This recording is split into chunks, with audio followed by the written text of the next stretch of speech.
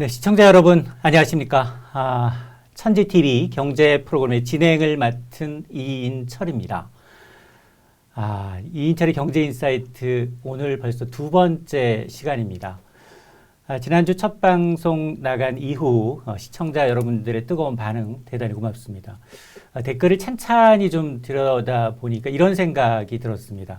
정말 시청자 눈높이에 맞는 경제 프로그램이 절실하구나라는 생각이 들었습니다. 대단히 어깨가 좀 무겁습니다.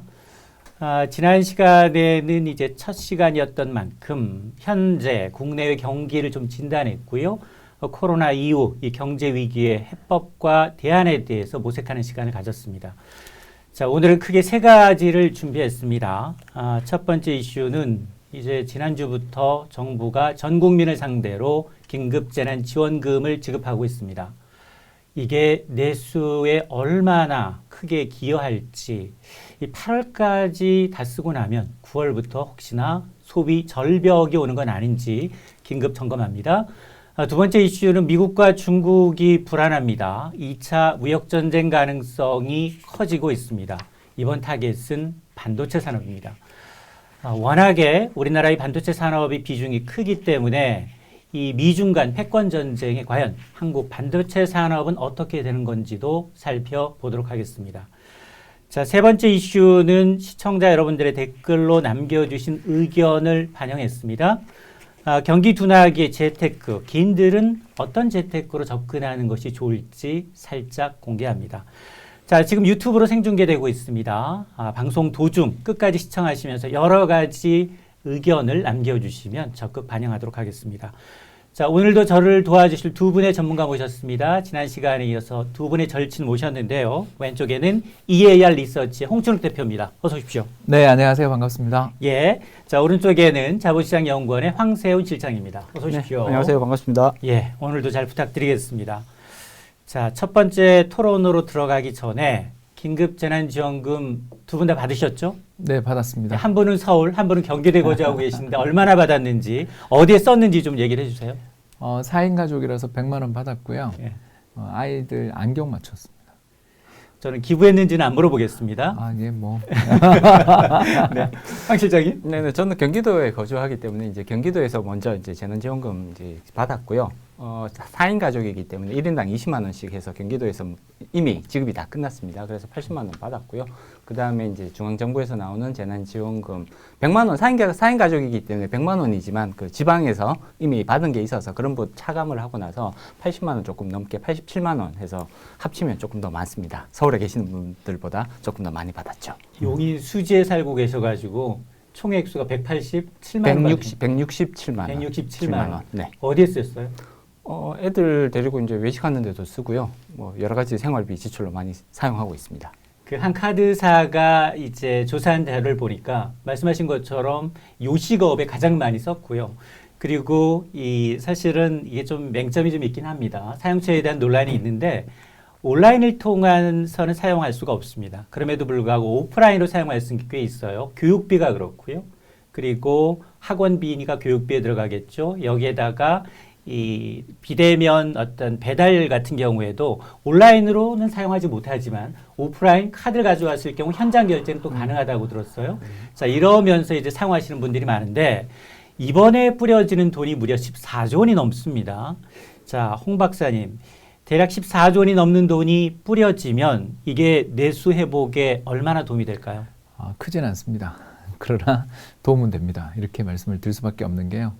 일단 그 경제 모델이라는 것, 경제 모형이라는 게 있는데 이게 뭐냐면 어떤 외부의 충격이 발생했을 때 그 충격으로 인해서 경제에 어떤 영향을 미치는지를 역사적인 통계나 경제적 관계를 통해서 추정한 겁니다. 그렇기 때문에 이제 모의 실험이라고 볼 수 있는데 2019년 9월 그러니까 불과 1년도 되기 전에 한국은행에서 아주 타이밍 좋은 자료를 내놨어요. 이게 바로 뭐냐면 재정 정책을 썼을 때 어떤 효과가 있는지를 추정한 건데 간단히 말씀드리면 5년에 걸쳐서 1조 원 정도를 뿌리면 한 1.3조 원 이상 정도의 경제적인 부가가치의 증가 효과가 나타난다라는 겁니다. 네. 물론 이게 그냥 모의 실험입니다.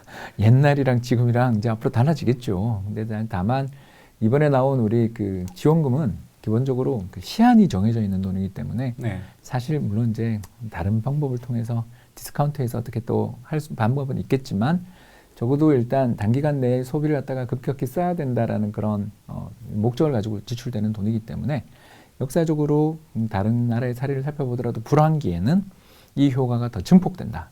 특히 금리가 낮을 때는 효과가 더 좋다. 이렇게 보통 이야기를 많이 하는데 실제로 우리나라 최근에 국고금리 보면 뭐 최근엔 조금 올랐습니다만 그래도 1% 전후거든요. 이 정도로 시장금리가 굉장히 낮은 수준을 유지할 때는 정부가 돈을 왕창 쓰면 이게 민간의 활동을 좀 구축한다고, 어려운 표현인데 그냥 이제 정부가 너무 이 활개를 치면 민간이 위축된다라고 하는 그런 효과들은 좀 약해진다라고 해요. 그래서 정부는 일단 불황에 돈을 쓰는 거가 경기의 급격한 하락을 막는 데는 도움이 된다. 근데 저는 제 입장에서는 이걸로 부족하다, 더 쓰자. 그런 의견을 가지고 있습니다. 맞아요. 지난 시간에 이제 디플레이션 가능성이 언급하시면서 정부의 재정 정책 그리고 한은의 통화 정책의 시너지가 좀 필요하다. 그런데 이 긴급 재난 지원금은 규모도 작고 타이밍도 좀 늦었다라고 언급을 해주셨어요. 자, 문제는 이게 8월 말까지 써야 합니다. 물론 경기도에 계신 분은 뭐 중앙정부가 주는 거, 지자체에서 주는 거, 그리고 일부 7세 이하의 아동은 돌봄 쿠폰까지 받았기 때문에 꽤 규모가 큽니다. 근데 우려하고 있는 건 이거예요. 자, 이게 8월 말까지 사용하게 되면 9월부터 이게 소비 절벽이 오는 게 아니야. 이런 우려가 있어요. 어떻게 보세요? 일단 이걸 성격을 어떻게 보느냐에 따라서 조금 시각은 달라질 수 있을 것 같습니다. 앞서 이제 홍 박사님께서도 말씀해 주셨는데 이거는 이제 중앙정부 내지는 지자체가 뿌려주는 자금이란 말이에요. 그래서 이제 요걸 조금 어렵게 표현하면 정부가 주는 가계 이전 지출이라고 이제 부르게 됩니다. 정부가 모든 가계에 대해서 돈을 나눠줘서 쓰도록 만드는 거죠. 근데 보통 가계 이전 지출의 승수 효과라는 게 있는데 실질적으로 이렇게 가계에 돈을 뿌려주면 가계들이 이 돈을 어떻게 사용하느냐를 조금 살펴볼 필요성이 있는 거거든요. 만약에 예를 들어서 정부가 나한테 100만 원을 주면 원래 가지고 있던 소비 수준에서 100만 원어치를 더 소비를 할 것이냐, 이 부분을 조금 살펴볼 필요가 있다는 거죠. 많은 가계에서 물론 이게 소득 수준에 의해서 영향을 받습니다. 소득 수준이 낮은 쪽이라면 당연히 정부가 주는 100만 원은 직접적인 소비 증가로 연결될 가능성이 상당히 높죠. 그렇지만 소득 수준이 상당히 높은 가계라면 정부가 주는 이 100만 원이라는 게 사실 큰 의미를 가지기는 어렵거든요. 그렇기 때문에 나의 소비 수준을 계속해서 일정하게 유지하고 정부가 주는 돈부터 먼저 쓰고 그러고 나서 이제 남은 부분을 자기가 가지고 있는 소비로 가지고 있는 자금으로 소비를 하게 되는 거거든요. 그렇기 때문에 8월 달에 이제 이 자금들이 대충 소진이 되고 나서 그럼 9월부터 다시 소비 절벽이 오는 것이 아니냐. 사실 상위 50%의 가계에 대해서는 그럴 가능성이 상대적으로 떨어진다고 봐야겠죠. 어차피 크게 영향을 주지 못하는 부분이라고 볼 수가 있습니다. 반면 하위 50% 정도의 소득 수준을 가지고 있는 가계라면 분명히 이것이 소비를 위축시키는 그런 이제 효과로 작용할 가능성이 상당히 높다고 봐야겠죠. 따라서 향후 코로나19가 어떠한 이제 방식으로 계속해서 전개가 되느냐, 안정세로 접어드느냐, 혹은 제 2차 확산기로 다시 이제 조금 심각해지는 상황으로 갈 수 있느냐, 이 부분에 따라서 추가 지급 가능성 내지는 이제 소비에 대한 영향력은 상당히 달라질 수가 있다. 만약에 제2차 확산기가 또다시 나타난다면, 그리고 이것이 조금 심각한 형태로 다가온다면 소비 위축은 다시 한번 뚜렷하게 나타날 가능성을 오히려 높게 봐야 될 것 같고요. 그렇다면 추가 지급 가능성은 오히려 더 커질 수 있다라고 예상해 볼 수가 있죠. 네. 말씀하신 것처럼 정부의 의도는 지금 소득이 급격히 줄어든 영세 자영업자들한테 어떤 이 주변의 소비 활성화를 통해서 적어도 정부의 재정이 마중물이 돼서 개인들이 적극적인 소비를 유도하겠다라는 취지입니다. 자, 그런 것들이 지금 여러 가지 이 정부의 뭐 크게 보면 중앙정부 차원에서 지자체 차원에서 뭐 아동 돌봄 쿠폰이라는 형태로 지금 지급이 되고 있는데 과연 9월 이후에도 계속해서 이런 소비가 뚝 절벽이 아니라 계속해서 이어질 수 있을지 여부는 이제 뭐 소득 분위에 따라서 조금 달라질 수 있다라는 말씀이시고, 자, 홍 박사님은 지난 시간에 이제 디플레이션을 언급하시면서 정부의 재정 정책과 그리고 이제 통화 정책의 공조를 강조를 하셨어요. 그리고 뭐 돈 더 뿌려야 된다. 3차 뭐 일자리 추경도 예고를 하고 있습니다만, 네. 그런데 이런 의견이 있습니다. 지금 시중에는 돈이 없는 게 아니다. 이 돈맥 경화. 있는 사람은 굉장히 갖고 있고 대기업은 유보금을 쌓아놓고 있어서 돈이 돌지 않는 게 문제지 시중에 유동성이 없는 게 아니다. 이런 지적에 대해서 어떻게 생각하십니까? 네, 그 맞는 말씀이고 그래서 정책이 필요한 거죠. 그 불황에 대해서 어떻게 정의할 거냐에 대해서 경제학자마다 의견이 이제 다 다를 텐데요. 저는 이제 그냥 사람들이 갑자기 이전과 달리 더 열심히 저축하고 돈을 미래를 위해서 모아두려고 노력하는 마음을 갖게 되는 것, 그게 저는 불황이라고 생각하거든요. 바로 그게 돈맥경화겠죠. 즉 사람들이 일반적으로 늘 행동하던 것처럼 일상으로 늘 복귀해가지고 자연스럽게 늘 쓰던 대로 돈을 쓰던 대로 또는 기업들은 투자를 하는 대로 돌아가면 이 사실 제일 좋은 건데, 그런 정상적인 국면이 아닌 비정상 국면이 출현하게 될 때 이제 경제 이 세 가지 악순환이 일종의 벌어지게 되는데, 첫 번째는 사람들이 이제 돈을 안 쓰니까 저축 성향이 올라가서 금리가 떨어지겠죠. 이 금리가 떨어지는 거에 따라서 또 당연히 여러 가지 후폭풍이 생기겠지만 일단 아무튼 저축 성향이 올라가고, 두 번째는 다른 사람의 소비는 곧 우리의 매출일 때가 많지 않습니까? 저 같은 자영업자들은 특히 더 그렇습니다. 저만 하더라도 그 코로나19 사태 이후에 강의가 다 끊겼어요. 그래서 대략 몇 개 끊겼나 계산을 한번 해봤더니 20건 넘게 줄어들더라고요. 한 달에? 아니, 이제 3달이죠. 3달 동안. 네. 한 달 동안 20개는 너무 힘들어서 준비도 해야 되니까. 아무튼 그런 식으로 매출이 줄게 되면 저 역시도 애가 이제 큰아들이 예를 들어서 학원을 가야 된다. 그러면 우리 EBS를 한번 활용해 보는 게 어떻겠냐. 자꾸 이제 그렇게 바뀌는 거죠. 여기 이제 세 번째 파도가 이제 또 밀어닥치게 되는데, 방금 이야기했었던 첫 번째 저축이 올라가는 거는 당연히 이제 금리 하락이라는 좀 긍정적인 면도 있습니다만, 두 번째 소비 지출의 감소라는 건 결국 매출의 감소고, 매출의 감소가 나타난다는 건 결국 사람들을 고용하고 있는 기업체들 입장에서 또는 자기 자신을 스스로 고용하고 있는 자영업자 입장에서는 고용 전망이 어두워진다는 거죠. 따라서 이와 같은 여러 가지 일들이 벌어지게 되면 또 한 번의 악순환이, 또 이제 고용 불안이 다시 소비 감소로 갈 수 있는 거고, 그래서 불황이 한번 터지게 되면 이게 경기가 좋다가 나빠지기 시작하면 더 나빠지려는 흐름을 자꾸 보이게 될 가능성이 생기는 거죠. 결국 이 문제를 해결하기 위해서 이제 두 가지가 있겠죠. 하나는 임금도 충분히 떨어지고 물가도 떨어지고, 사람의 값이 떨어지면 자연스럽게 이 사람들을 고용해서 뭔가 불황에 새롭게 사업을 시작해 보려는 사람들이 나오지 않겠느냐. 이게 이제 어떻게 보면 고전학파의 세계인 거고 대공황 이전의 세계인 거잖아요. 근데 이게 참 어렵고 긴 과정을 거쳐야 되니까 정부가 그러지 말고 우리가 좀 평상시에는 시장 기능에 맡겨두지만 경제가 잘 안 돌아갈 때는 우리 마중물을 좀 넣자. 아까 얘기한 것처럼 저축을 너무 많이 하려고 드는 사람들한테 가서 우리 정부를 믿어봐요. 돈을 좀 더 써도 괜찮습니다. 당신 너무 그렇게 걱정 안 해도 돼요. 라며 미래에 대해서 어느 정도의 그 불안감, 이 지금 저축을 급격히 늘려야 된다라는 그 조바심을 좀 완화시켜주기 위해서 저는 재난지원금도 좋은 사업이라고 생각하지만, 다른 한편으로 이 정부가 우리 작년에 예타 면제했던 거 혹시 기억나세요? 그렇죠. 예비타당성 네. 조사를 갖다가 면제하거나 또는 국책 사업하는 그런 여러 가지 사업들이 있는데, 이런 사업들이 이미 그 계획까지 다 나오고 한 경우에는 재정을 투입할 경우에 집행을 굉장히 촉진시켜서 조기 착공과 완공을 만들어낼 수 있는 여지들이 있거든요. 즉 이런 사업들을 적극적으로 정부가 사업을 그 자금을 국책 사업화해서 집행을 하면 경제 내에 여러 가지 긍정적인 효과를 가져올 수 있는 면이, 일단 그 고용 유발 효과가 좀 크고요. 또 더 나가서 이런 국책 사업들이 서울이나 수도권만 집중된 게 아니라 전국적으로도 다 집중된 돼서 수도권 집중 완화를 좀 해소해 주는 면도 있고, 마지막으로는 인프라를 잘 건설해 놓으면, 물론 그때는 돈이 들고 부정적인 면도 있습니다만, 장기적으로 볼 때 물류 비용이라든가 각종 교통 비용들 이런 걸 완화시키고 그 이동을 촉진시키는 면이 있어서 이 코로나로 인한 타격이 가장 큰 산업이 사실 여행, 숙박, 음식료 아니겠습니까?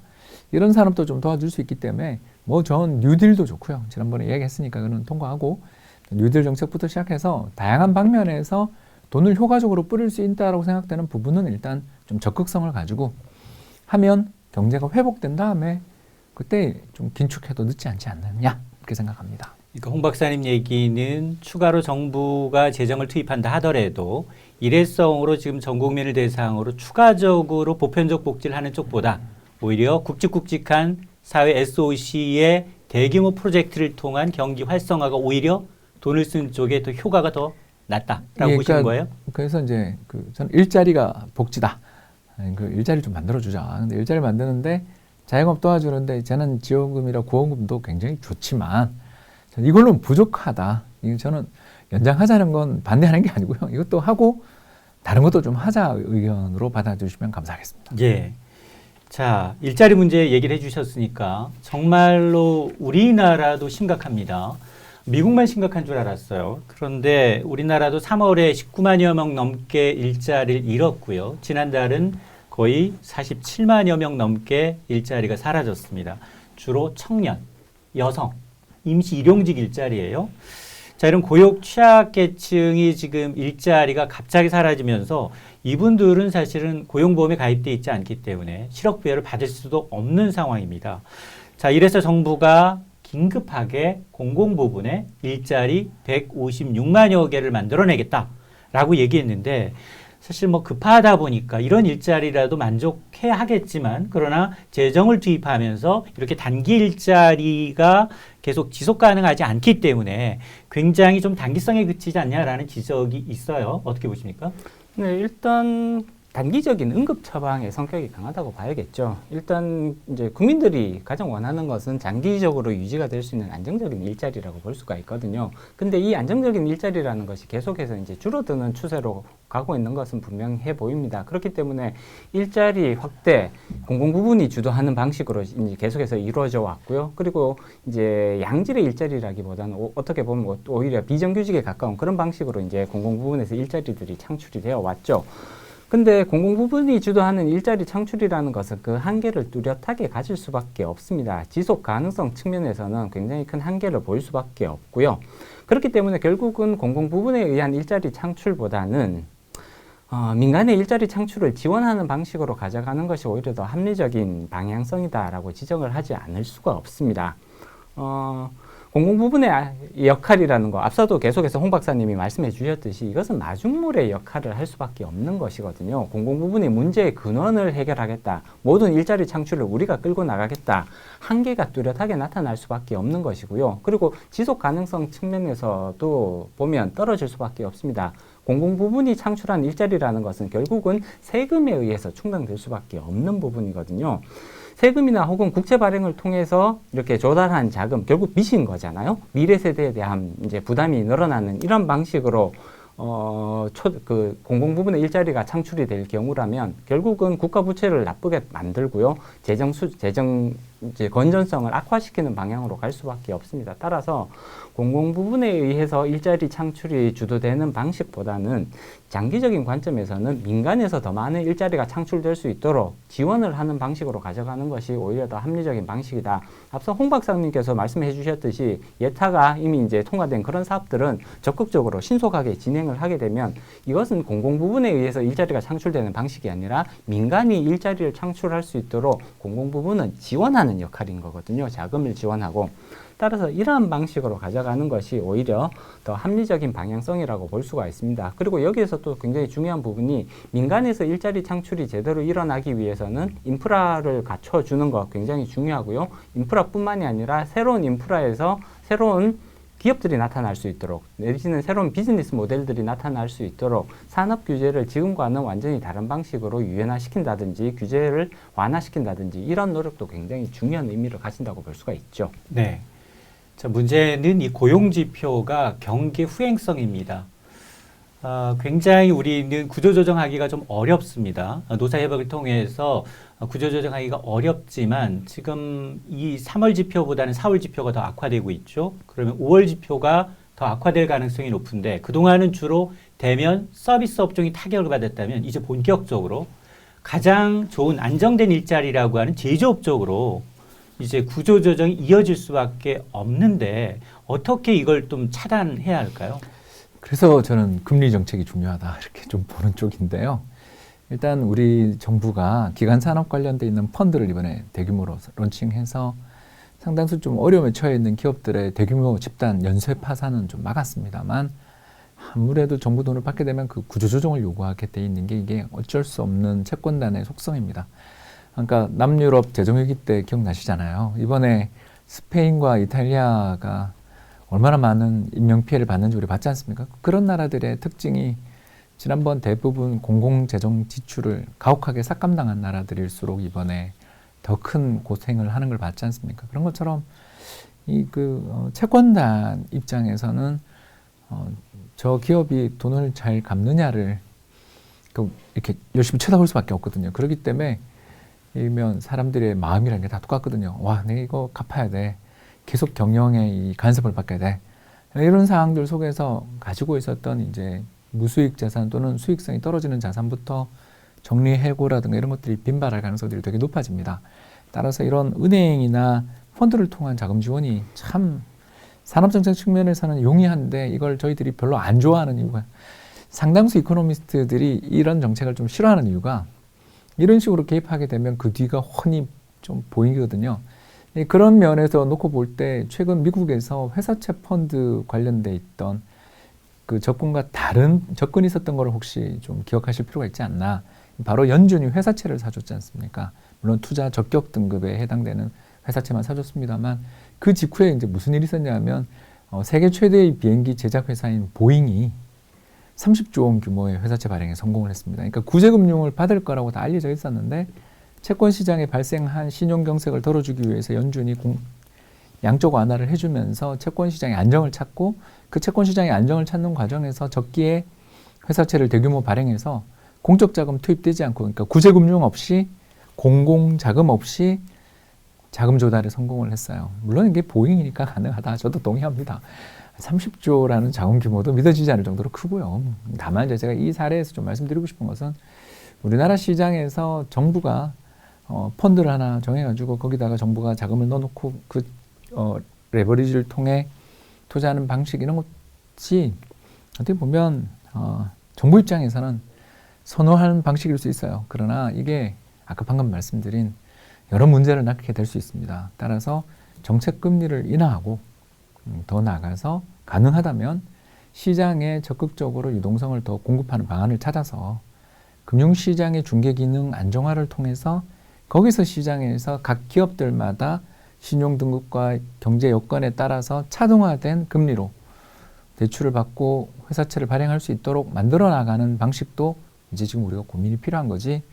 이렇게 자금 지원 및 구조조정 또는 월급 반납 이런 식의 이제 흐름이 과연 이게 필연적인가 이런 부분에 대해서 이제 고민이 필요한 것 같습니다. 예, 우리는 늘 그동안 기업이 어려우면 공적 자금을 투입을 했어요. 그러나 이제 공적 자금은 혈세입니다. 국민의 세금이 들어가는 부분이고요. 지금 쌍용차가 흔들거리고 있고요. 그리고 이 항공사에 대해서는 일정 부분 공적 자금이 투입이 되기로 결정이 돼 있지만 쌍용차에 대해서는 아직 이거 가야 되는 길인지 여부를 고민하고 있습니다. 자, 이런 상황에서 지금 금리도 얘기해 주셨고 그리고 이제 트리플 B 이하의 이 등급의 이제 회사채도 얘기를 해 주셨는데 가장 중요한 게 다음 주에 열리는 금융통화위원회입니다. 5월 28일로 예정이 돼 있는데 자, 기준금리 추가 내린다면 얼마나 더 내릴 수 있는지 이게 또 얼마나 또 경기 부양에 도움이 되는지 어떻게 보세요? 일단 기준금리의 인하 가능성은 상대적으로 떨어진다고 개인적으로는 예상을 하고 있습니다. 지금 올해 0.5% 이제 인하를 해서 원래 1.25%였다가 이제 0.75%까지 떨어졌단 말이에요. 그래서 기준금리 인하 효과 얼마나 있느냐? 사실 최근 들어서 전통적인 통화 정책의 그런 경기 부양 효과라든지 혹은 소비 내지는 투자를 촉진하는 효과에 있어서는 굉장히 큰 지금 물음표가 달려 있는 상황입니다.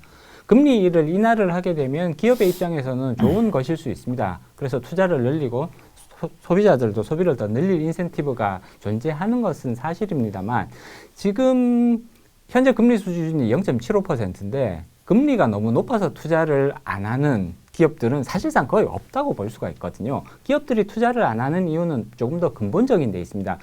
마땅히 투자를 할 만한 그런 투자처가 존재하지 않는다. 그리고 미래가 워낙 불확실하기 때문에 현재 이렇게 대규모로 투자를 했을 때 과연 기업이 오히려 더 위험한 상황으로 빠질 수도 있지 않느냐. 이런 우려들 때문에 기업이 투자를 못하고 있는 것이지 단순히 금리 수준이 높아서 투자를 못하는 그런 기업들은 사실상 거의 없다고 볼 수가 있습니다. 마찬가지로 소비자분들도 지금 금리가 너무 높은 수준이기 때문에 내지는 금리를 0.75%에서 더 낮춰준다고 해서 내가 소비를 더 많이 해야겠다, 많이 할 수 있다, 이렇게 생각하시는 소비자분들은 거의 없을 거라는 얘기죠. 오히려 지금 우리가 소비를 못하고 있는 것은 미래에 대한 불확실성, 내가 만약에 직업을 잃으면 어떡하지, 코로나가 연말까지 계속 이렇게 진정이 안 되고 계속 악화되면 어떡하지, 이러한 우려 내지는 불확실성 때문에 소비를 못하고 계시는 거거든요. 그렇기 때문에 금리 정책, 기준금리를 0.75에서 예를 들어서 0.5%로 낮췄다고 할 때 과연 우리가 얼마만큼의 경기 부양 효과를 기대할 수 있을 것이냐에 대해서 굉장히 큰 의구심이 지금 표현될 수밖에 없는 것이고요. 그렇기 때문에 한국은행에서도 이런 부분에 대한 고민이 깊어질 수밖에 없다라는 것이죠. 전통적인 통화정책, 기준금리를 낮추는 걸 얘기하죠. 전통적인 통화정책이 얼마만큼 효과가 있느냐에 대해서 점점 더 많은 경제학자들조차도 여기에 대해서 지금 의문을 제기하고 있는 상황이기 때문에 이러한 점들을 감안을 하면 사실 이번에 0.75%에서 0.5% 만약에 기준금리를 인하를 하게 된다면 이번에는 아마 0.25%를 인하를 하게 되겠죠. 그렇지만 이렇게 0.25%를 인하하는 것이 실질적으로 우리 경제에 얼마나 도움이 될 것이냐, 금융시장은 아마 좋아할 것 같습니다. 금융시장은 여기에 대해서 기준금리가 떨어지게 되면 채권 가격도 높아질 가능성이 높고요. 그 다음에 시중 전반적인 이제 금융시장에서의 유동성은 개선될 가능성들이 높기 때문에 금융시장은 여기에 대해서 크게 환호할 가능성들이 있습니다만 그 실물 경기의 관점에서 바라본다면 사실 이런 것들이 코로나로부터 발생하는 그런 여러 가지 종류의 불확실성 제거에 있어서는 굉장히 큰 한계를 지니고 있기 때문에 아마 한국은행에서도 이런 부분들을 감안을 해서 쉽게 금리 인하 결정을 내리기는 조금 어렵지 않을까라고 예상을 해볼 수 있습니다. 네. 이에 대한 이제 홍 박사님의 견해 듣고 싶습니다. 예, 뭐라도 해야 된다라는 거죠.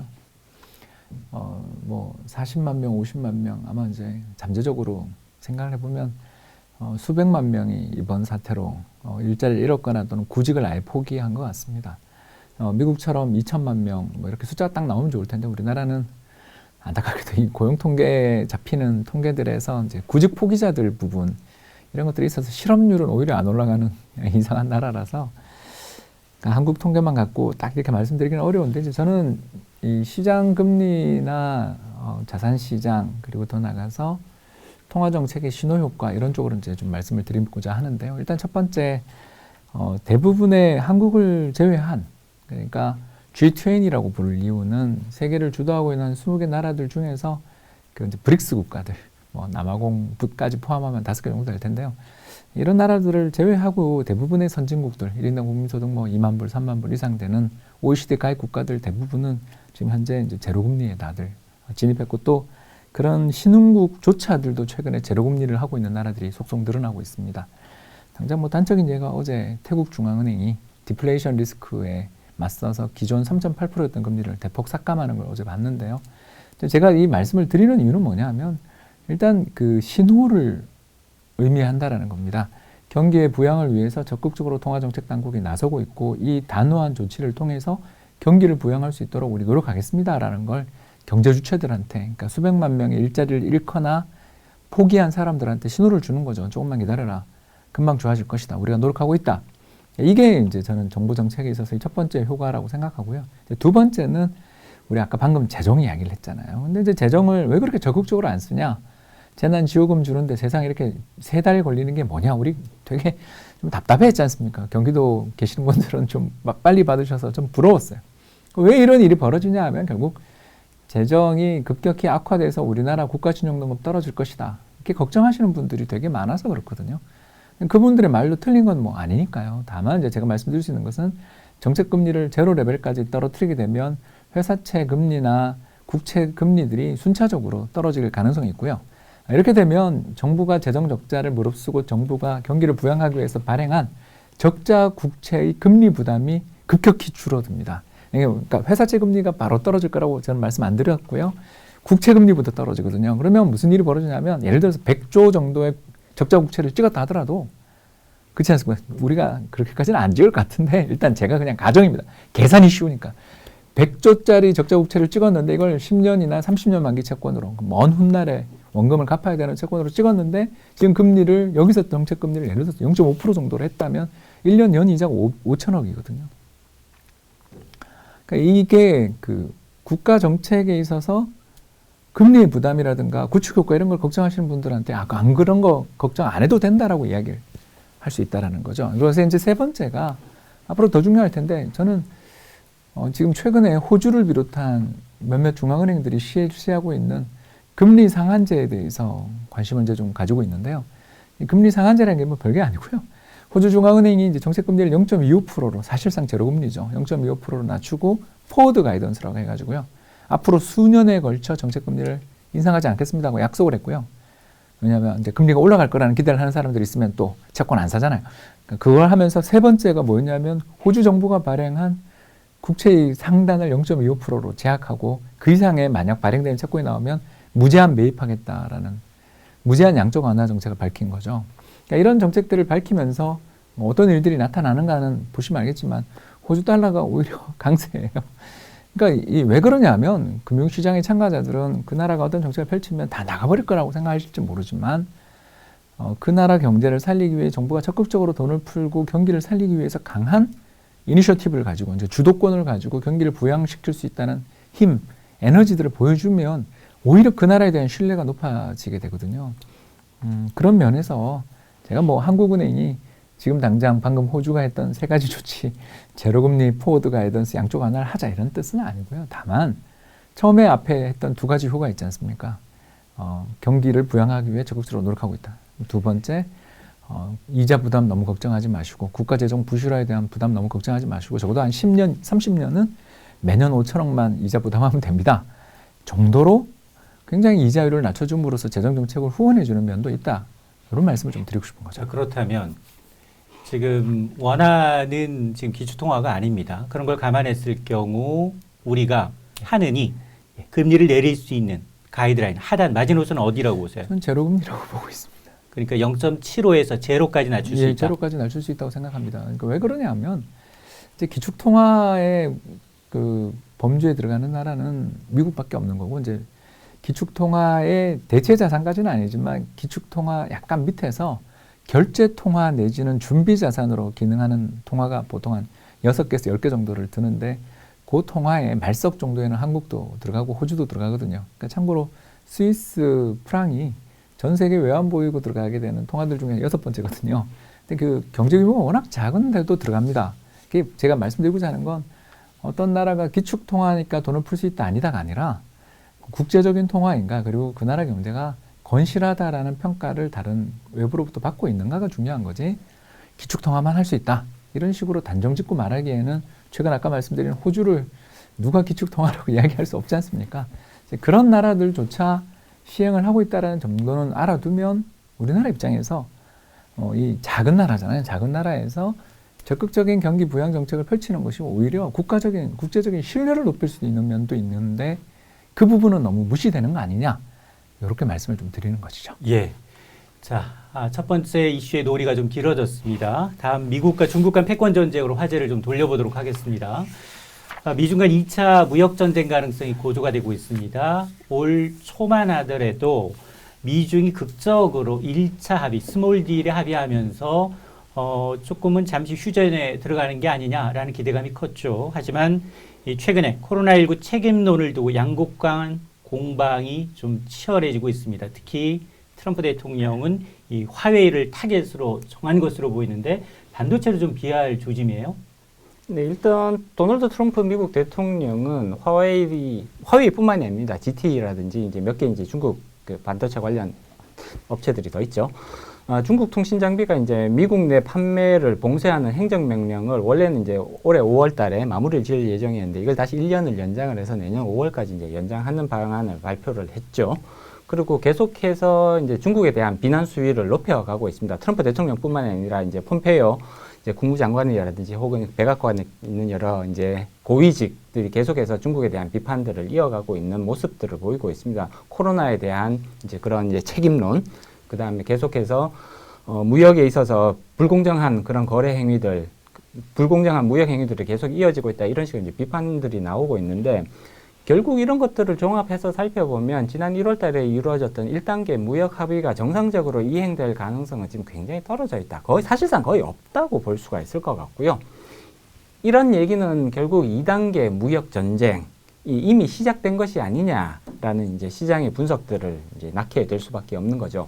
미국은 사실 트럼프 대통령의 입장에서 봤을 때는 중국에 대한 비판 수위를 높이면 높일수록 오히려 트럼프 대통령에 대한 지지세를 높일 수 있는, 결집시킬 수 있는 그런 효과들도 충분히 기대해 볼 수 있을 것 같습니다. 그렇기 때문에 트럼프 대통령의 입장에서는 중국에 대한 비판 내지는 무역 전쟁을 더 강화하는 것이 실보다는 오히려 득이 더 많다라고 판단할 가능성들이 높죠. 그렇기 때문에 향후 무역 전쟁은 더욱 격화되는 방향으로 갈 가능성을 높게 예상해 볼 수가 있습니다. 이번 무역 전쟁은 사실 두 가지 방향성으로 조금 진행될 가능성들이 높지 않을까.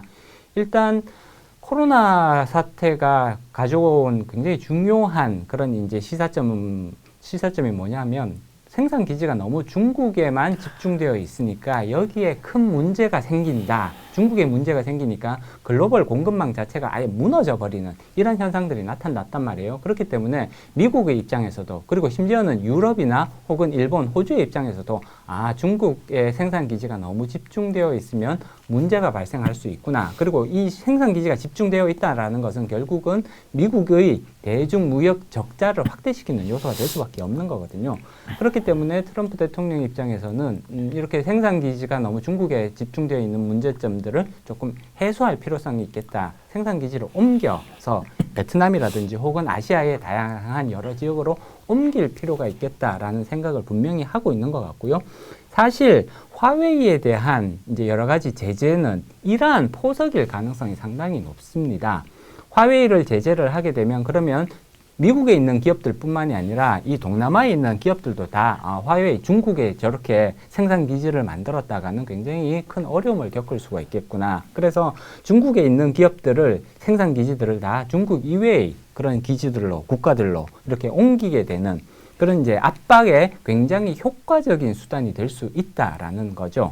그리고 또 한 가지를 살펴보면 지금 이게 이제 1차 무역전쟁 때는 이런 모습들이 그렇게 뚜렷하게 나타나지는 않았는데 지금 현재에서는 오히려 이 부분에 있어서 조금 더 뚜렷한 모습들이 나타나고 있지 않은가 지금 이렇게 평가를 할 수가 있는 게 금융의 입장에서, 그러니까 금융시장의 입장에서 중국에 대한 제재를 훨씬 더 강화하는 모습들이 나타나고 있습니다. 미국 기업이 내지는 미국의 기관 투자자들 혹은 미국의 금융회사들이 중국 주식을 처분을 해라, 내지는 중국에 대한 포지션을 줄여라, 내지는 중국의 이런 이제 금융적인 측면들이 오히려 금융 제재의 측면들이 훨씬 더 강화되고 있다는 모습을 보이는 것이죠.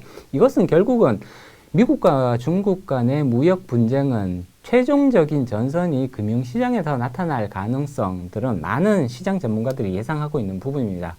미국은 금융시장에서 가장 큰 경쟁력을 가지고 있기 때문에 그렇거든요. 따라서 이런 부분들을 종합적으로 감안을 해보면 생산기지를 탈중국화시키는 방면으로 무역전쟁, 2차 무역전쟁은 여기서 한 큰 전선이 형성될 가능성이 높고요. 또 한 가지 금융시장에서 중국의 개방, 금융시장 개방을 더 가속화시키기 위해서 이 부분에 대해서 또 큰 전선이 하나 형성될 가능성이 높다고 예상해 볼 수가 있죠. 예. 중국도 이에는 이, 눈에는 눈으로 맞대응을 예고하고 있습니다. 공교롭게도 중국은 내일부터 우리나라의 국회 격인 양회가 시작이 됩니다. 코로나19 때문에 국제적인 비판을 받고 있는 중국이 어떤 돌파구를 찾을지, 그리고 이렇게 지금 이 중국 때리기에 나서고 있는 트럼프 대통령에 대해서 과연 시진핑 주석은 어떤 카드를 쓸 수 있는지 어떻게 예상을 하세요? 일단 이제 가장 생각해 볼 수 있는 첫 번째 카드는 미국 국채를 파는 건데 이게 거의 사실 제가 봐서는 별로 의미가 없는 게 미국 국채가 지금 전 세계에 풀려 있는 게 한 13조 달러 정도까지 이제 늘어났습니다.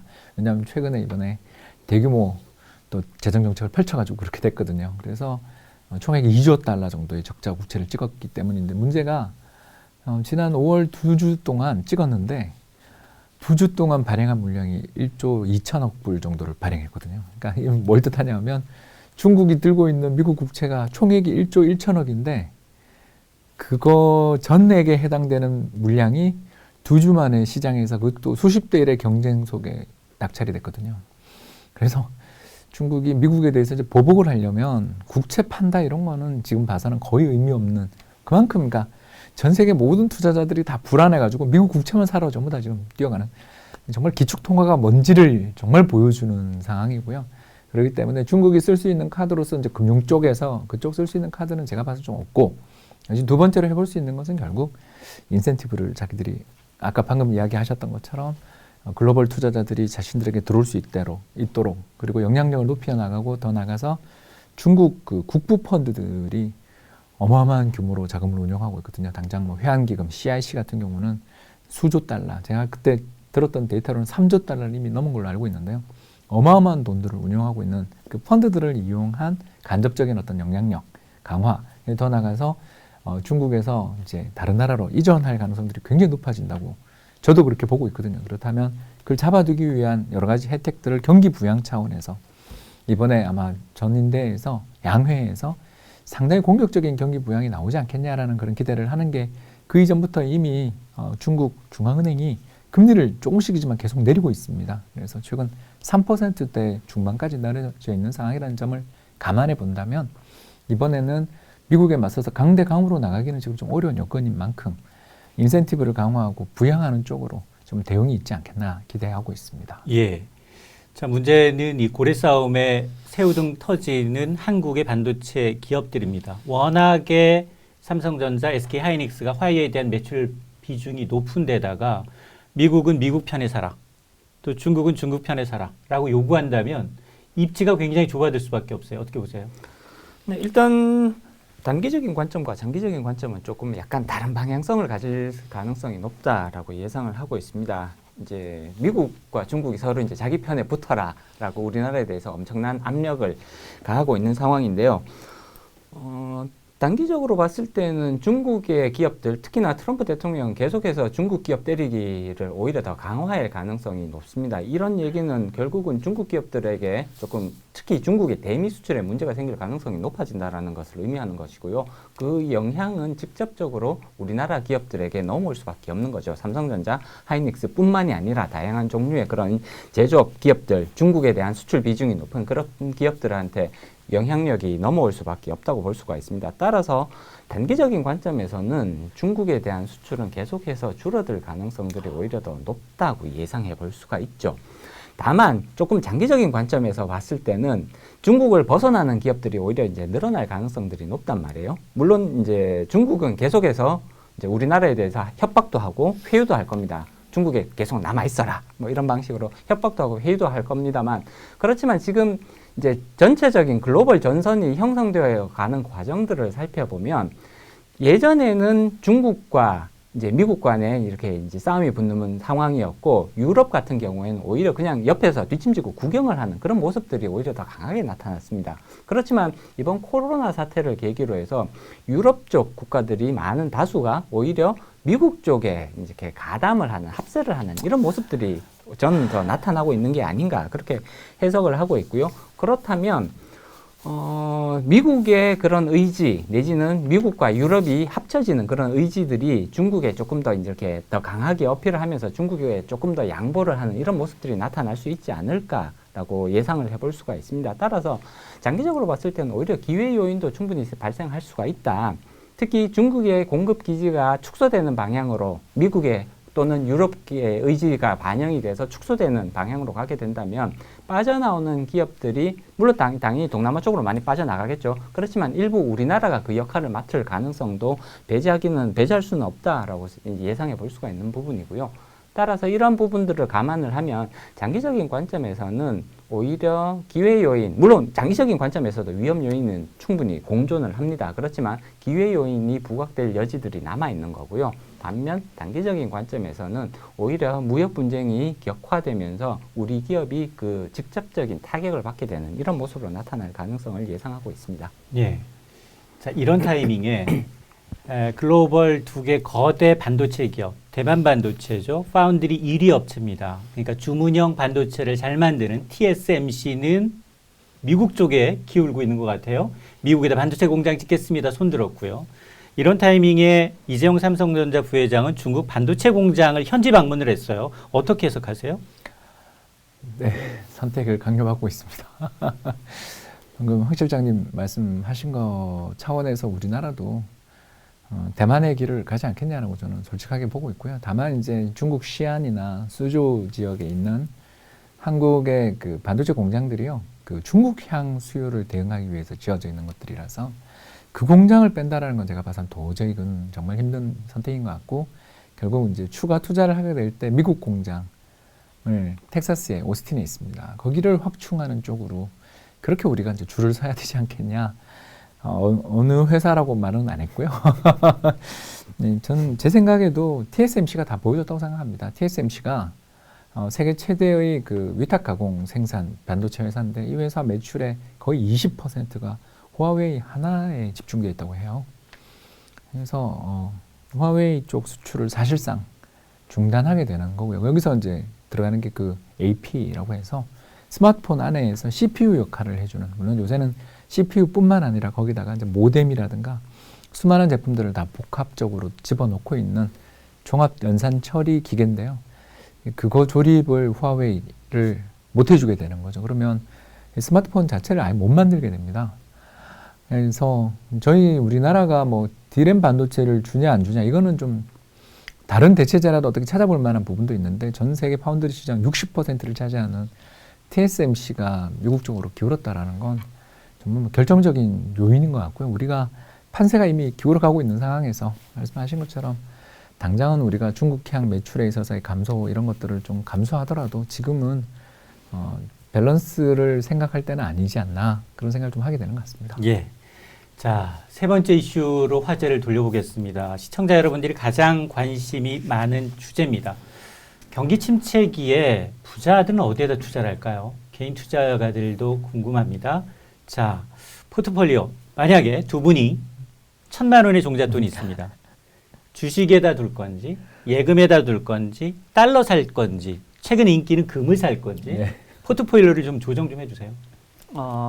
일단 가장 중요한 부분은 한 곳에다가 몰빵하는 것은 바람직하지 않다. 몰빵이란 전문 용어가 나왔어요. 네, 바람직하지 않다라는 부분입니다. 이 이제 많은 분들이 이제 예를 들어 1,000만 원 정도면 사실은 분산해서 투자하기에 큰 금액은 아니거든요. 그렇지만 그럼에도 불구하고 좀 이제 원칙론적으로 말씀을 드리자면 분산해서 투자하시는 것이 가장 좋다라고 이제 먼저 말씀을 드려야 될 것 같고요. 한 곳에다가 투자를 했을 때 항상 이게 투자는 예측에 기반을 하고 있는 행위라고 볼 수가 있습니다. 그렇지만 그 예측 자체가 틀려버리는, 내가 예측했던 것과는 전혀 다른 방향으로 가버릴 가능성은 항상 존재를 하기 때문에 항상 분산해서 나누어 담는 것들을 좀 염두에 두실 필요성이 있지 않을까라고 말씀드려야 될 것 같고요.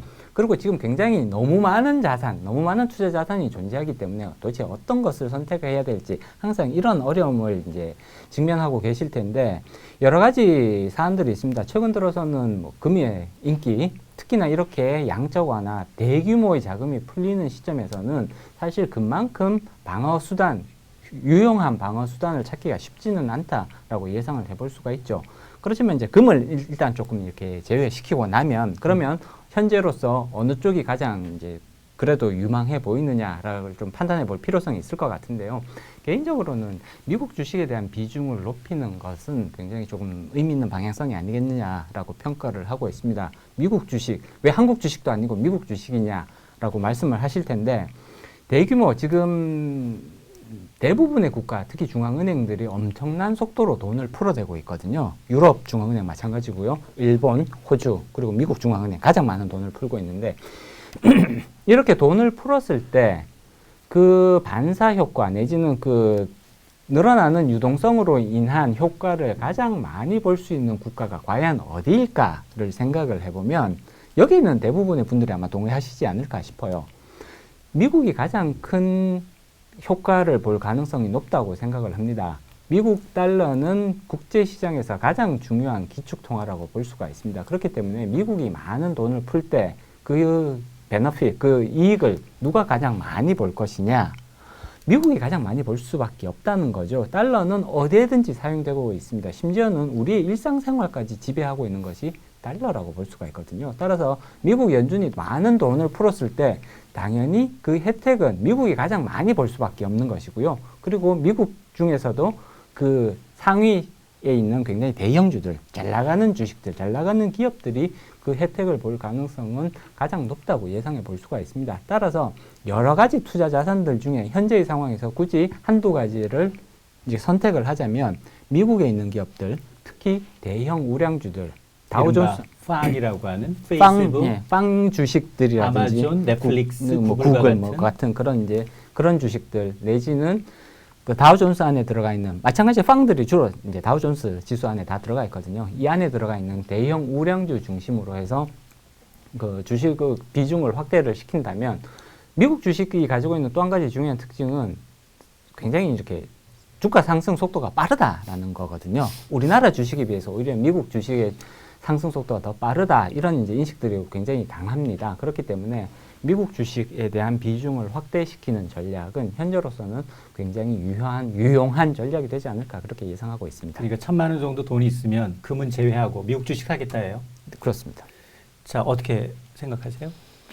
예, 저도 달러인데.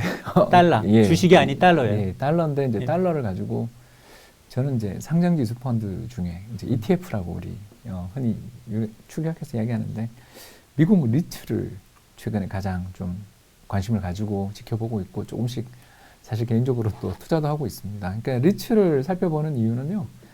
우리나라는 이제 아까 한국은행 이야기 우리가 논쟁을 했잖아요. 그래서 제가 봐도 한국은행이 금리 안 내릴 것 같거든요. 저는 그렇게 생각합니다. 그러니까 그래서 애가 타는 거죠. 아유, 그냥 정부가 저렇게 미적거릴 때 중앙은행이 좀 과단성 있게 행동하고 또 경기 회복되면 정부가 긴축하기 전에 중앙은행부터 먼저 긴축하고 이렇게 하는 통화정책의 어떤 신속한 전환을 바라는 만에서 그렇게 말씀을 드렸는데 미국은 그런 정도를 뛰어넘어서 제로금리에 이어서 모기지를 사고요. 모기지가 뭐냐면 부동산 담보부 증권이잖아요. 여기에다가 이제 회사채까지 사는데 모기지를 최근에 굉장히 많이 사서 30년 만기 미국 모기지 금리가 최근에 3%가 깨지려고 그러고 있거든요. 참고로 얼마 전에 작년 봄에 5%였어요. 그러니까 금리가 1년 반도 안 됐는데 2% 넘게 떨어졌어요. 그러니까 이게 30년을 부동산 담보대출을 하는데 금리가 얼마 전에 5%인데 지금 3%가 깨지고 있거든요. 그러니까 이런 정도 상황이 되니까 이 리츠를 비롯한 부동산 시장에 투자해서 월세를 그러니까 지금은 불황이니까 월세가 잘 안 거치니까 굉장히 주가가 안 좋아요. 그러니까 아직도 회복 잘 못하고 있어요. 저는 이걸 전제로 든 겁니다. 그러니까 황 실장님처럼 날아가는 주식을 따라가는 것도 아주 좋은 전략입니다. 저는 굉장히 좋은 전략인데 다른 한편으로 저평가되어 있는 그러면서 저금리의 효과를 가장 신속하게 누릴 수 있는 것은 주식이지만 그 뒤에 리츠 시장도 회복의 가능성은 있거든요. 이런 자, 부분을 말씀드렸습니다. 리츠를 얘기해 주셨으니까 마지막으로 이 질문 드릴게요. 사실은 부동산은 개인이 투자하기에는 굉장히 목돈이 들어갑니다. 그래서 십시일반 그 리츠라는 간접 투자 상품을 통해서 부동산 수익률을 따라 움직이는 상품입니다. 자, 그러면 지금 국내 부동산 시장을 보게 되면 뭐 부동산 전문가시니까 청약 시장을 제외하고 코로나19가 부동산 시장을 잡았어요. 이게 언제까지 하향 안정세가 이어질지 시장 전망 어떻게 보세요? 고용 따라가더라고요. 부동산 시장은 고용이 경기에 좀 후행하는데 고용이 급격히 감소할 때는 아무래도 부동산 시장이 좀 어렵습니다. 워낙 저금리라 뭐 폭락할 것 같지는 않지만 지난해 11월부터 시작해서 올해 3월까지 이어졌던 역사적인 급등세는 좀 진정되지 않겠는가.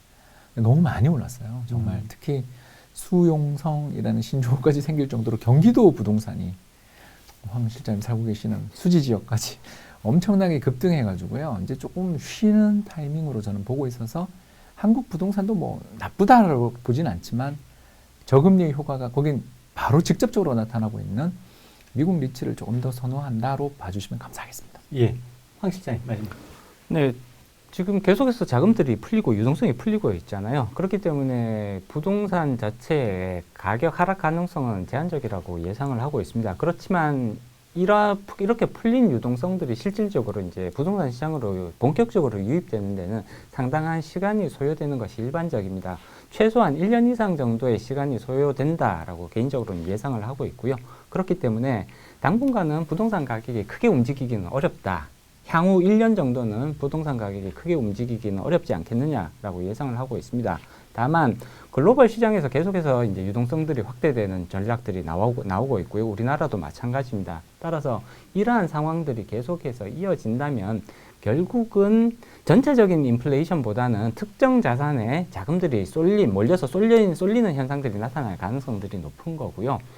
부동산에 대한 규제, 특히 이제 대출과 관련된 규제들이 지금 굉장히 강하게 나타나고는 있습니다만 시장에서는 또 이런 것들을 우회하기 위한 다양한 노력들이 더 강화될 가능성은 여전한 거거든요. 그렇기 때문에 향후 1년 내지는 1년 반 정도 시간이 지나게 되면 풀렸던 유동성들이 다시 또 부동산 시장 근처로 이렇게 모여드는 그런 현상들은 충분히 나타날 수 있지 않을까 그렇게 예상해 보고 있습니다. 예. 자, 세계의 이슈를 다루느라 50분이 금세 지났습니다. 자, 오늘 이인철의 경제 인사이트 두 번째 시간이었습니다. 현재 유튜브로 생중계되고 있고요. 시청하신 여러분들 장중 내지는 이제 마감 이후에도 이런 이슈를 좀 다뤄봤으면 좋겠다라는 제언을 받겠습니다. 댓글로 남겨주시면 저희가 이제 프로그램에 적극적으로 반영을 하도록 하겠습니다. 자, 시청자 눈높이에 맞춘 경제 전문 프로그램 이인철의 경제 인사이트, 저는 오늘 여기서 물러가도록 하겠습니다. 자, 지난 시간에 이어서 오늘까지 수고해 주신 두 분, 이 홍춘욱 박사, 황세훈 실장님 고맙습니다. 수고하셨습니다. 자, 다음 주 저는 더 새로운 모습으로 더 많은 정보를 가지고 찾아뵙겠습니다. 고맙습니다. 수고했어요. 수고했어요.